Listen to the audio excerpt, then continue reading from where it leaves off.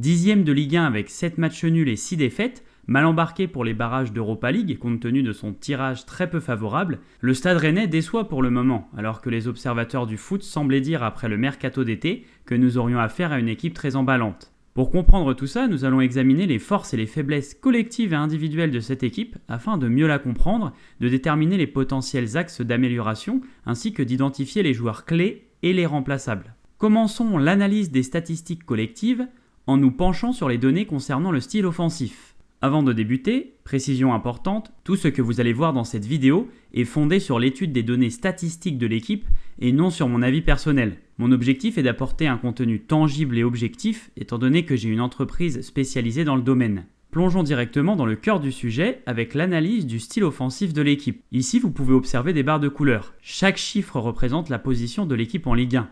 Ainsi, il y a 7 équipes qui effectuent des relances plus courtes que Rennes au niveau du gardien. Les couleurs servent de repère, vert pour le premier tiers, jaune pour le deuxième et rouge pour le dernier. Nous constatons donc que l'équipe se classe 8e en ce qui concerne la distance moyenne des relances. Nice est l'équipe qui effectue les relances les plus courtes, mais pour Rennes, il n'y a pas de décision clairement définie. Parfois ça relance court, parfois long. En revanche, on le remarque avec les 2 prochaines données, il y a une volonté nette de maintenir la possession du ballon, une possession contrôlée ou peu inspirée selon la façon de voir les choses, puisqu'aucune équipe du championnat ne remonte moins vite le ballon que Rennes, données basées sur les mètres gagnés par seconde vers le but adverse en possession.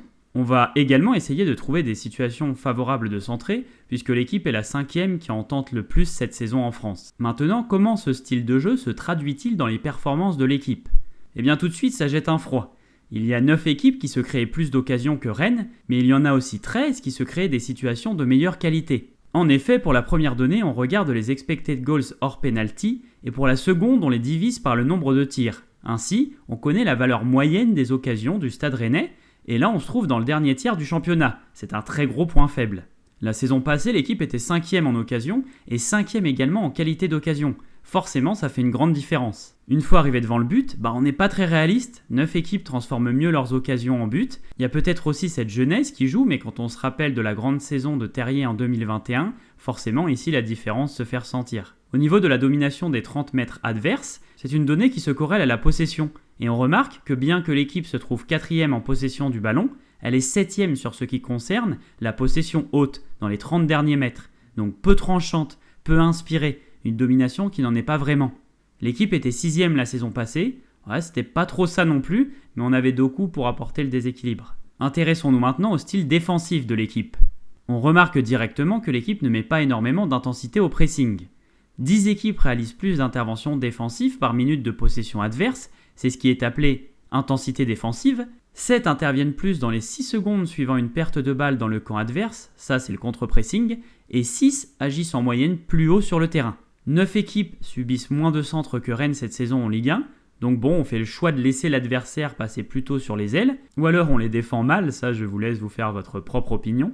Maintenant, où en sommes-nous au niveau des performances ? Eh bien, comme depuis le début de la vidéo, c'est moyen, c'est sans plus. À part sur la qualité du contre-pressing, qui bien qu'il ne soit pas le plus actif du championnat, soit parfaitement exécuté, 6 équipes subissent moins d'occasions que Rennes cette saison, mais 10 en subissent de moins bonne qualité. Ça signifie que Rennes laisse quand même des situations assez nettes aux adversaires. Nice par exemple, quand tu as une situation face à eux cette saison, c'est en moyenne une situation avec 7% de chances de marquer. Pour Rennes c'est 11%, et si ça peut sembler peu, sachez que la moyenne du championnat est à 10. En protection de surface, c'est moyen également.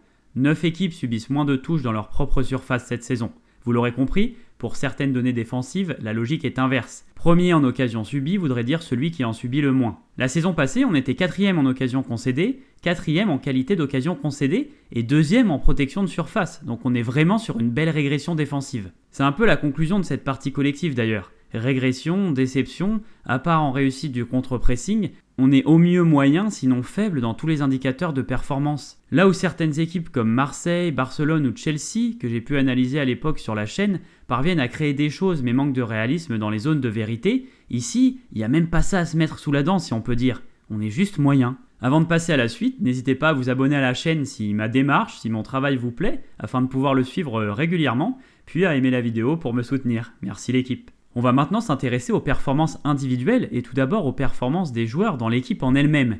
Qui sont ceux qui dominent les différents domaines statistiques ? Je tiens à préciser que pour cette partie de la vidéo, on va étudier les performances dans l'ensemble des compétitions disputées avec le club cette saison. Comme vous pouvez le voir, c'est Amine Gouiri qui se crée le plus d'occasions cette saison. Alors 5,2 expected goals, qu'est-ce que ça veut dire ?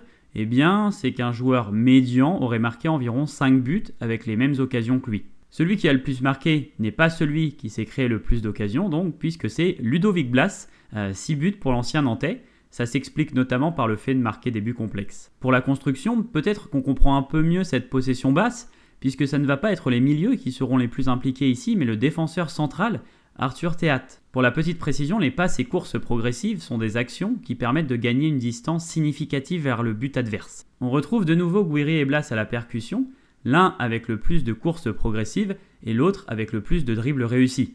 Au niveau de la création, pas trop de surprises, les années se suivent et se ressemblent pour Bourigeaud, qui, peu importe son niveau de performance, est constamment le meilleur créateur de l'équipe.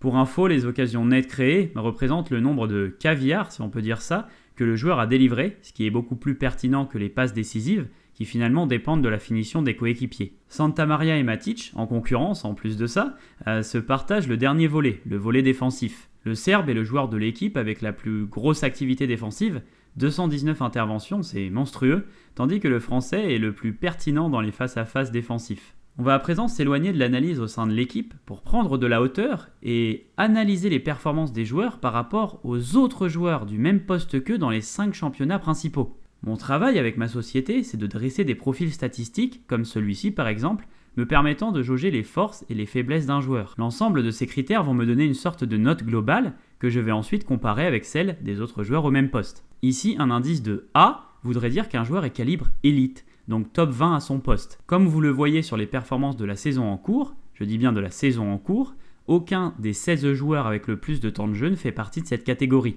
Pour vous donner une idée, Nice possède 3 joueurs de calibre élite de mémoire dans son effectif. Marseille, c'est à peu près ça également. Bah oui, quand on vise les très hautes places du classement de Ligue 1, c'est important, et ici on remarque que ça manque. Pourtant, il y a des joueurs qui ont été dans ces catégories lors de saisons précédentes, comme Terrier, Bourigeaud et même Lefebvre à Lorient.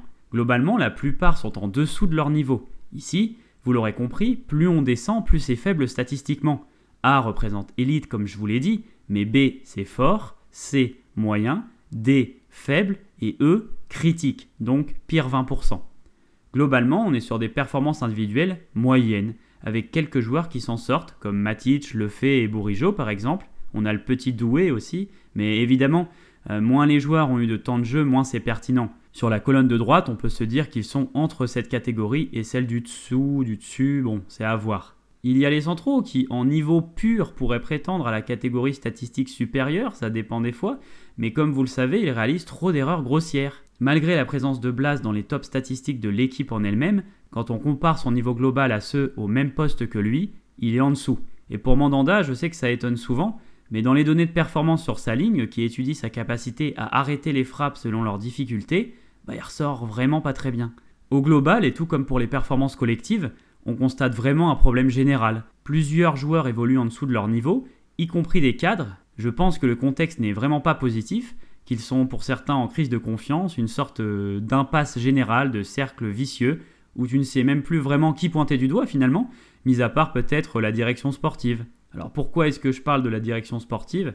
Parce que quand on s'intéresse précisément à l'effectif, on se rend compte que sur les 17 joueurs avec le plus de temps de jeu, 11 d'entre eux se situent dans la tranche 18-23 ans, y compris l'ensemble des joueurs défensifs, poste qui en général requiert au moins 1 ou 2 joueurs d'expérience. Les joueurs les plus âgés sont pour la plupart en dessous de leur niveau habituel, et je pense que les choses pourraient évoluer positivement si ça revenait. Forcément, un Terrier au top, ça te change une équipe offensivement, et ça te garantit un beau volume de buts. Pareil pour Mandanda, il peut faire bien mieux. Peut-être qu'un gardien en concurrence, ça pourrait être intéressant. Au-delà de ça, il faut privilégier des recrutements d'expérience et de certitude, surtout en défense centrale, où ce sont des joueurs avec du potentiel qui doivent être encadrés. Voilà tout l'équipe, la vidéo terminée. J'espère que ça vous a plu et que ça a pu vous éclairer sur Rennes, sur ce qui n'allait pas et vous apporter un point de vue statistique factuel en dehors des impressions visuelles qui sont parfois faussées selon si l'on apprécie ou pas un joueur. Donc n'hésitez pas à me proposer d'autres équipes à analyser. Des vidéos arrivent prochainement. Restez connectés et je vous dis à bientôt l'équipe.